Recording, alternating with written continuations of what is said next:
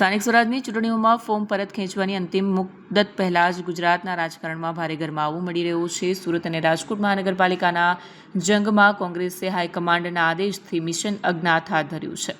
આ વ્યૂહરચના હેઠળ પક્ષના અંદાજે 65 જેટલા મજબૂત ઉમેદવારોને એકાએક સુરક્ષિત અને ગુપ્ત સ્થળોએ ખસેડીને એક પ્રકારે નજરકેદ કરી દેવામાં આવ્યા છે।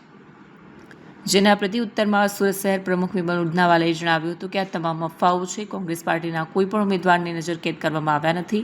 તમામ ઉમેદવારો ડોર ટુ ડોર પ્રચાર કરી રહ્યા છે તેમજ ગ્રુપ મીટિંગ કરી રહ્યા છે અને કોંગ્રેસ પાર્ટીના ઉમેદવારો દ્વારા કોઈ પણ પ્રકારના ફોર્મ પરત ખેંચવામાં આવ્યા નથી।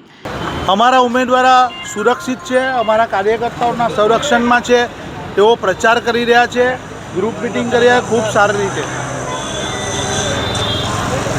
બીજું શું કહેશો? જે પ્રકારે ઉમેદવારો પર ફોન આવી રહ્યા છે, કઈ પ્રકારના ફોન આવી રહ્યા છે? સરકાર જે રીતે જાણી ગઈ છે કે સુરત શહેરની ચૂંટણીમાં તેઓ હારી રહ્યા છે, ત્યારે તેઓએ પોલીસ તંત્રને કામે લગાડ્યું છે। પોલીસ તંત્રની અંદર જે એસઓજી નામનું જે સ્પેશિયલ ઓપરેશન ગ્રુપ હોય છે, જેઓનું કામ અતિ દેશદ્રોહી આતંકવાદીઓ, ડ્રગ ડીલરો અને એવા ગંભીર ગુનેગારોને પકડવા, પણ તેઓ અત્યારે કોંગ્રેસ પાર્ટી અને વિરોધ પક્ષની પાછળ લાગી છે। એ શરમજનક વાત છે, કારણ કે તેઓ જે રીતે સરકારનું કામ કરી રહી છે, તમે ચૂંટણી પંચની ઓફિસમાં જોશો તો આ અધિકારીઓ સાદા કપડામાં સરકારી હથિયાર, દંડા અને ખૂબ મોટો સ્ટાફ લઈને આવી હતી।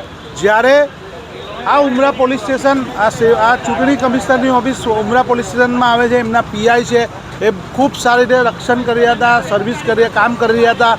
એમને વધારે સ્ટાફ જોઈતો હોય તો હેડક્વાર્ટરમાંથી મંગાવીએ, પણ જે રીતે આ લોકો એસઓજી અને ડીસીપીનો ઉપયોગ કરી અને લોકો વચ્ચે જે ભયનો માહોલ ઊભો કરી અને કાર્યકર્તાઓને દબાવવાની કોશિશ કરી રહી છે, તેની સામે કોંગ્રેસ પાર્ટી ચૂંટણી પંચને પણ ફરિયાદ કરી છે, તેમને વાત કરી છે, પણ આ પોલીસ તંત્રના પોલીસના દંડાના જોરે